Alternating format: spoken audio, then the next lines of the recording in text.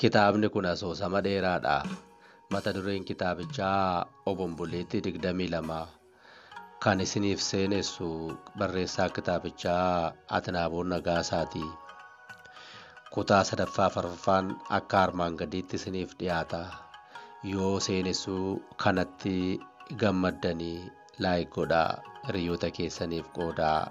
Galatoomaa. Hojjettoonni hojiitti deebi'anii jiru. Bijigaanis hiriyoota isaa kabaja kootiif ta'u jedhetti makameera. Caaltuun laaptooppii bantee dizaayina hojiif qophaa'e ilaalaa jirti. Yaadi ishee garuu bakka biraatti gulufee jira. Hojjechuu hin dandeenye. Al tokko waa'ee hojii, yeroo biraa ammoo waa'ee lammii ishee, yeroo tokko ammoo waa'ee barraaqaa fi bijigaa yaaddi. Yaada keessaa ba'uuf tattaaffii adda addaa yoo taasiste illee hin dandeenye. Keessumaa ammoo waa'een bijigaa ishee dhibeera. Bijigaan kana jedhanii himuun nama rakkisa. Amala mucaa namaa akka wayyaatti maranii akka salphaatti kana fakkaata jechuun hin danda'amu kan jedhe eenyu laata? Dhugaadhuma isaati. Bijigaan dhiigaan Oromoodha. Gaafa itti ka'u sabboonaa ta'ee dhiyaata. Faallaa kanaan ammoo hiriyoonni isaa warra biraadha. Warra argaa Oromoon jaallanne. Kana qofa miti. Taa'uu fi ka'uun isaa isaaniin murtaa'a. Kan isaan jedhan dalaga. Isaan gammachiisuu fi kan jiru fakkaata. Ammallee jaarsummaa kan natti erge isaani. Gaafa tokko sabboonummaan isaa itti dhaga'amee sabboonummaan isaa gaafa itti dhufu akkas naan jedhee ture. Caaltu, ani sin jaalladha. Gochi kee hunduu na gammachiisa. Hojjettoota waliin afaan Oromoo yeroo haasoftu natti tola. Garuu Biniyaam fa'aa kanan fedhani. Isheen dhiphoodha. Sanyii ishee waliin qofaa ta'uu feeti. Hojjettoonni gadi as jiranis harki caalan Oromoo waan ta'aniif isaan jaallatti. Afaan kee waan dhageessuuf itti himi naan jedhanii turani. Akka jedhee na rakkisu. Isaati toleen jenneef immoo si jibbu. Gaafa Juuliyoonii gara biyya isaa Xaaliyaanii geggeeffamu sana afeerraa yookaan paartii qophaa'e ni yaadatta? jedhee waa'ee paartii sanaa waan achirratti mudatee fi kan ta'e hundaa isheetti himuu itti fufe. Achirratti sitti siqanii kan ati dhugdu keessa summii namaa doochu buusuu fi yaalii taasisanii turani. Hin milkoofne garuu. Hoggaa haasaanis nan dhaga'e. Si adoochanii si fuudhanii ba'uun sitti taphachuu fi deemuuf karoorfachuu isaaniin dhaga'e. Isaan akkaan dhaga'e hin barre. Ati garuu isaan irraa baqatte. Akka isaan jedhan ta'uuf hin dandeenye. Horma waliin nyaadhu garuu lammii keetti galagalii liqimsi kan jedhu qajeelfama kee ta'uu hin oolle. Moo harki harkan nyaatu jetteetu? Moo dhiiga koo jetteetu? jedhee amma saasaasaa itti fufe.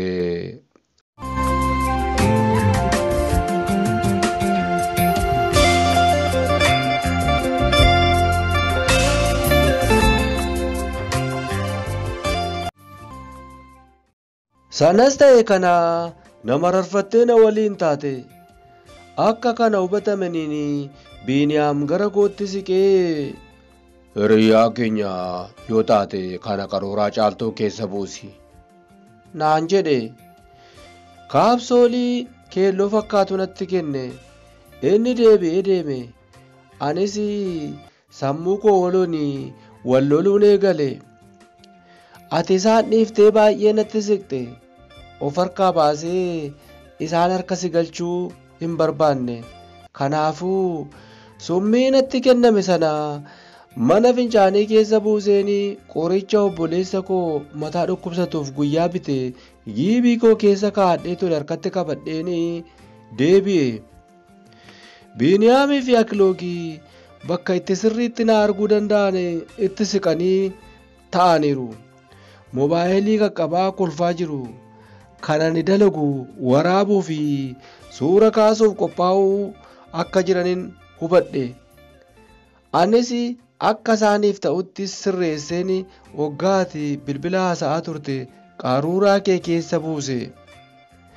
Isaanis hedduu gammadanii lafti isaan ga'uu dide bilbilaan siree qabatanii konkolaataan si fuudhee deemu qopheeffatanii kan bakka hojii yoo waamanii konkolaachisaan dhufu gara kee ta'ee jeequmsa uumuu akka danda'u waan shakkaniif bakkeedhaa kireeffatanii amma fajajji of gatti harka laatti jedhanii yoo si eegan illee atettuu dammaqaa dhufte jechuudhaan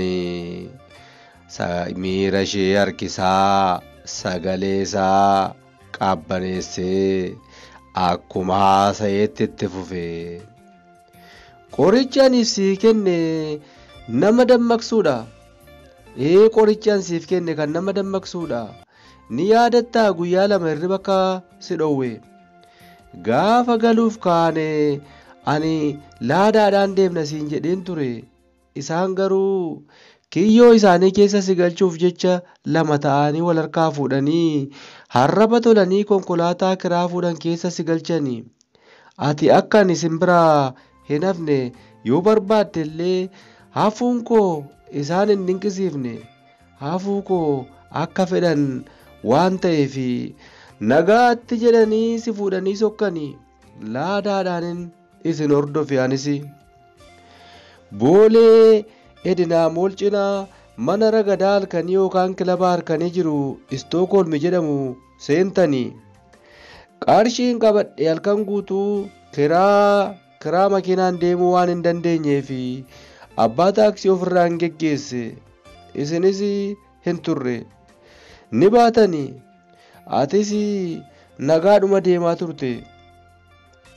Summicha akkamittiin akkasiif kennuu dhiisan naaf hin galle.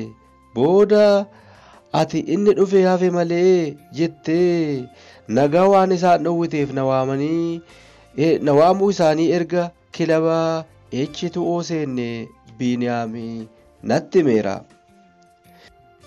Kan ani waamameef dabalataan summii akkan siif kennuuf jedheen shakke. Fedha kee qofa eeguuf kan na waaman osoo hin taane yoo dadhaban karaa koo sitti fayyadamuu barbaadanii akka ta'e shakkeera. Akkuma shakkee akkuma walgalleen Biniyaamii fi Akilookii sadarkaa machiirra ga'uu isaanii hubadhe. Ni sirbu, ni utaalu, siin illee sodaa malee si haammatu, si dhungachuuf carraaqu, gurra keetti jedhanii hasaasu. Ani immoo irra caalaa gubachaan dhufe. Kan ciraadhumaan na bobeesse immoo Biniyaam gurra kootti jedhee Hiddan taane hundi keessan iyyuu tokko summii ani sitti kenne jijjiirtee laatteef miti. Ani eenyu akkan ta'e amma gartaa. Anumatu kennaaf Istookholmittan kennaaf jedheen ture. Garuu bishaan xiqqoo qabattee gadi lakkisuu waan diddeefanii natti hin tolle. Kanaafan dafee achi fuudhee ba'e. Kunoo amma humnaan reeddi buulii ajajattee jirti. Qaruuraa hin fedhuu jettellee humnaan fichisiisee itti buuseeraafi mana fincaanii dhaquu ishee yookaan haala mijaa'aa qofatu eegama. Tole yoo ta'uu baate garuu yeroodhumaa fi carraa tokkoon sii kenna naan jedhe. Anis yeroo inni si haammatee sirbu sana suuta boorsaa isaa giibii boodaa keessa jiruun nan fuudhe. Hanna yoo jettes ni dandeessa. Sagalee muuziqaa ta'u Qoricha duraa liqimsite haa ta'u atis gammachuun kee daangaa darbe. Hunduma waliin kolfita. Sirbuus ni yaalta. Biniyaamii haalli gaariin isaaf mijachuu hubate. Summii dhugaatii kee keessa buusuuf oggaa jedhee boorsaa isaa of harkaa dhabe.